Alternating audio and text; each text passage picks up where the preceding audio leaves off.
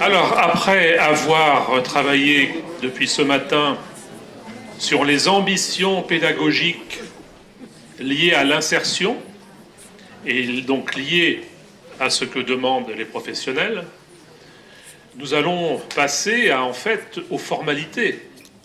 Parce que si vos ambitions pédagogiques sont suffisantes, en fin de compte, la partie certificative n'est qu'un petit moment banal, puisque l'ambition est telle, le niveau atteint est tel, que la certification est une formalité.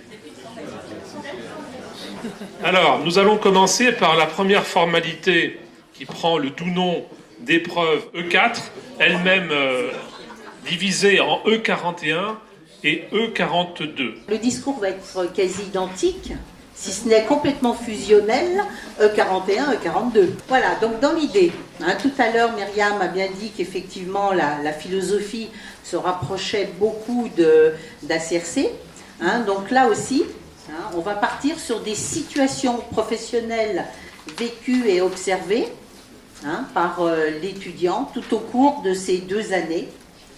Donc effectivement, au cours de sa formation, y compris en milieu professionnel. Donc l'observation se fait ou via les cas tels que nous vous l'avons présenté. Je pense que maintenant ça prend plus de dimensions par rapport à tout ce que nous avons dit auparavant. Donc l'idée étant cette progressivité d'acquisition des compétences via les situations professionnelles diverses confiées par l'équipe pédagogique, à l'initiative du jeune et évidemment réalisées pendant les différentes périodes de stage. Et on ne fait pas de hiérarchie entre les situations vécues et les situations observées. On ne voit aucune hiérarchie, on n'y met aucune hiérarchie. Les deux sont parfaitement éligibles pour valider les compétences. On vous renvoie aussi aux critères d'évaluation par rapport au bloc de compétences 41-42 qui explicite bien ce que nous attendons pour finalement atteindre le niveau 3 et 4 des différentes compétences. Voilà, donc les étudiants vont devoir réaliser des comptes rendus liés aux situations professionnelles vécues ou observées. Ces comptes rendus sont évalués par les enseignants. D'accord. Ils devront réaliser un dossier numérique. Donc, petite nouveauté, ici c'est un dossier numérique que le candidat va constituer. Et ensuite, donc, on va apprécier le degré de maîtrise des compétences avec une commission. Donc ici, rien n'est spécifié sur est-ce qu'on fait un oral final. Alors, je vois déjà plein dans la question. Est-ce qu'on fait un oral final? Est-ce qu'on n'en fait pas? C'est à l'appréciation de l'équipe pédagogique. Si on estime que les compétences sont validées sans faire d'oral à la fin, pourquoi pas?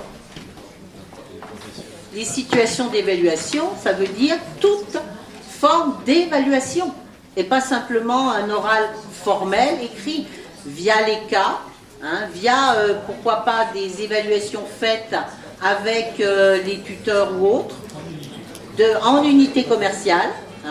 Donc ça, c'est aussi tout à fait possible. À nous de construire les différentes évaluations des compétences tout au cours des 2 années. Et vous noterez que nous avons conservé donc la structure de la fiche d'ACRC.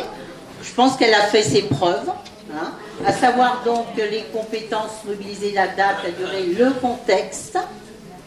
Donc ils ont particulièrement parfois des difficultés à voir un peu ce qu'il faut mettre dans cette notion de contextualiser finalement et de voir, de problématiser les situations, parce que là c'est ce qu'on va peut-être leur demander en plus.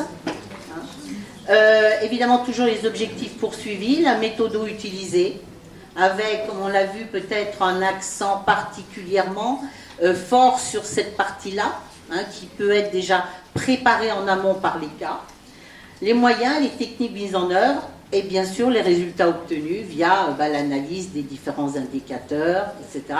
Et la production systématique, effectivement, pourquoi pas 2 tableaux de bord qui pourront évaluer à la fois le travail sur la communication, le travail sur la vente, les résultats, etc., etc. Et comme on vous l'avait montré ce matin, des résultats concernant l'appréciation, la satisfaction, etc., etc. Voilà, par rapport aux objectifs qui ont été définis auparavant. Donc ne pas hésiter à faire produire. Enfin, ça c'est un conseil, hein, on n'est jamais dans l'obligation, de faire produire et de faire réfléchir en termes effectivement d'objectifs, hein, de méthodologie à mettre en place et de niveau acquis et de résultats. Important qu'ils soient capables de faire une auto-évaluation et une critique par rapport au travail qui a été effectué en stage et évidemment, comme vous l'avez vu dans les deux cas, au niveau des travaux confiés par l'équipe pédagogique. Dossier numérique. C'est-à-dire, vous précisez à quel niveau? Un numérique, c'est-à-dire dématérialisé complètement. Voilà. Comme vous aurez noté, dans les travaux qu'on vous a proposés tout à l'heure, il y avait, on peut considérer qu'il y a un compte rendu qui est fait, un travail global, mais qu'effectivement, on touchait plusieurs compétences. Et que donc, on abandonne d'avoir strictement dans l'esprit une compétence, une fiche, une activité. C'est beaucoup plus large que ça. Voilà. Non mais, bon, dans ce qui peut être, voilà, ce qui n'a jamais été le cas, mais ce qui a pu être une dérive parfois, voilà, d'accord? Donc effectivement, c'est l'entrée vraiment par les compétences, telles qu'on vous l'a montré. Être capable de mettre en œuvre des situations de communication pour son unité commerciale, être capable de, etc., etc., développer ses compétences, hein, entretenir le relationnel, augmenter le capital client. La compétence, c'est comment je l'ai fait, et là, il peut y avoir plusieurs activités, et il peut y avoir un travail en établissement et un travail, évidemment, en stage, avec un relais, une complémentarité. Et tout ça étant faisant plusieurs compétences. Vous l'avez vu dans le premier cas qui vous était proposé, on peut éventuellement faire une ouverture sur le bloc de compétences 2 lié à la communication. Donc ça, c'est tout à fait possible, c'est même souhaitable à un certain niveau. Voilà. En ponctuel, donc on est sur le même type de dossier numérique. Le candidat donc, va passer un oral et il aura le droit d'amener d'autres documents qu'il estime nécessaires lors de son oral. Donc pendant 10 minutes, il va présenter toutes les situations qui ont permis de valider les compétences. 10 minutes durant lesquelles nous n'aurons pas le droit de les interrompre, puis 20 minutes où nous approfondirons en fait ce que le candidat nous aura apporté. Voilà. Pas de nouveauté par rapport à, effectivement, à ce qui se pratique actuellement. Pour le 42, donc du coup les compétences ne sont pas les mêmes, mais le fond est le même, la forme de validation sera la même. Et là aussi, pour anticiper, évidemment, on va dire le bloc 1 et le bloc 2 ne sont pas forcément bloc 1 en première année 100% et bloc 2 en deuxième année. Hein. On est sur effectivement une acquisition progressive. Merci. Est-ce qu'on peut revenir sur E41, forme ponctuelle? À droite. Une commission d'évaluation? Non. Contrôle en cours de formation, excusez-moi. Une commission d'évaluation chargée d'apprécier le degré de maîtrise. J'avoue que je suis à IPR, hein, donc ça veut dire que je suis aussi président de jury, c'est-à-dire représentant d'un recteur à ce titre. Et comme tout fonctionnaire d'État, mon rôle, c'est pas de créer du droit ou d'inventer des droits, de créer des prérogatives, c'est d'appliquer un référentiel, qui plus est de certification, qui est un document qui est signé par un ministre. D'accord ? Donc le ministre, il a signé ce document, y compris les annexes.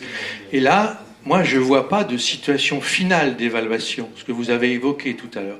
Donc moi, ce que je peux vous dire, c'est que dans l'Académie de Bordeaux, en tout cas, le président de jury que je suis, il y aura bien une commission qui se réunira, mais il n'y aura pas de situation nouvelle d'évaluation. Ah non. Il me semble que vous avez ouvert cette possibilité. Non, pas du tout. Ah bon, alors excusez-moi, autant pour moi, comme on dit. Là, on est bien sur des gens qui se réunissent, qui examinent des dossiers numériques et qui prennent des décisions. Absolument. Je croyais avoir entendu autre chose. Au vu de la compilation des différentes évaluations, ce que moi souvent j'appelle situation de positionnement au regard des différentes compétences. Très bien, donc j'ai un problème ORL, excusez-moi. Je vais peut-être compléter. Tout à l'heure, Nadia a parlé de la possibilité que les équipes pédagogiques mettent en place, comment on pourrait dire ça, un grand oral ou un oral final. Non. C'est ça qui a été dit, enfin qui a été évoqué. Voilà. Certains regrettent qu'il n'y ait pas d'oral de fin.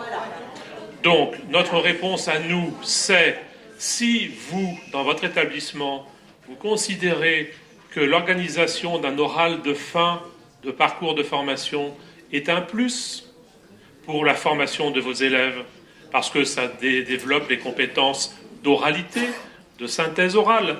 Si vous considérez que c'est un moment symbolique dans la fin de parcours chez vous, dans ces cas-là, mais n'hésitez pas une seule seconde, faites-le. Mais cet oral de fin est un oral, on va dire, un peu maison, symbolique, de fin de parcours, mais n'est pas la formule certificative. La formule certificative, c'est celle qui est écrite dans le référentiel. Et clairement, voilà, c'est ce que je voulais rajouter et que dit Karine, vous pouvez faire tous les oraux que vous voulez. Cet oral final, ce n'est pas à partir de cela que vous allez déterminer la note. C'est bien à partir du portefeuille de compétences développé par le candidat. Et donc, effectivement, c'est bien la commission qui va statuer sur les compétences acquises par le candidat. Mais pas de frustration installée sur le manque d'épreuves orales. Mais c'est votre choix, encore une fois. Hein. Et vous savez très bien dans une classe qu'il y a des élèves qui peuvent vraiment se surpasser et jouer une performance orale très forte, et d'autres qui sont mis en très grande difficulté par l'oral. C'est à vous d'apprécier cela. C'est à vous de l'apprécier. Et même chose, on avait eu comme question la présence ou pas du tuteur dans ce fameux oral. C'est pareil, tout est ouvert en réalité. Mais la problématique, c'est est-ce que les compétences, in fine, sont acquises ou pas, et c'est là-dessus que statue la commission. Si vous voulez inviter le tuteur, effectivement, ça peut être une très bonne idée de faire à un moment donné un point oral avec le tuteur, etc. Faites-le, mais ne fermez pas les portes, mais par contre, qu'on soit bien clair dans le message que vous allez diffuser aux enseignants, la commission d'évaluation statue sur l'ensemble des compétences acquises sur les 2 ans. D'autres questions ? Alors moi je suis enseignante, je suis au contact des étudiants. Personnellement, les cas, je trouve ça très intéressant. Le fait de les faire réfléchir sur des choses en entreprise, je trouve ça très intéressant. Où je vous suis moins, mais vous allez m'expliquer, c'est pourquoi lorsque les étudiants ont fait en groupe ou individuellement un travail en entreprise ou une étude de cas, pourquoi à la fin, on refait cette fiche où on redemande aux étudiants de, j'allais dire, redonner un contexte, etc. Pourquoi est-ce qu'on ne peut pas s'arrêter au travail qui a été fait réellement, j'allais dire concrètement? Alors, il me semble que dans les 2 cas que nous avons observés tout à l'heure, il me semble, le compte-rendu est déjà pratiquement fait. Je veux dire, on a contextualisé, il y a une méthodologie qui est mise en place, il y a des objectifs, il y a des résultats. Hein, et on leur demande d'ailleurs d'apprécier, voire de quantifier les résultats. Donc je pense qu'après, la mise en forme n'est pas de refaire une fiche par rapport au travail. Néanmoins, oui. Ce que je voulais quand même rajouter, c'est qu'il y a nécessairement une dimension réflexive à fait. De la part des étudiants systématiquement oui. à l'issue des situations d'évaluation. Qu'est-ce que j'ai appris, j'en suis, etc. C'est vraiment... Merci. C'est vraiment de la co-construction des apprentissages. Donc ça veut dire que l'étudiant qui va avoir réalisé ce travail, en particulier s'il l'a fait en groupe d'ailleurs, doit effectivement s'interroger aussi sur ce qu'il a acquis, ce qu'il a pu développer comme compétences.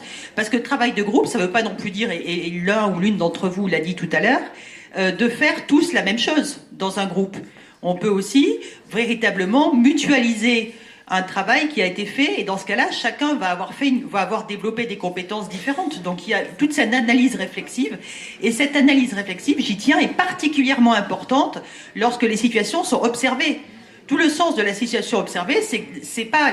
On peut admettre qu'il y a des situations observées, bien sûr, mais l'idée, c'est que derrière, il y a une analyse réflexive.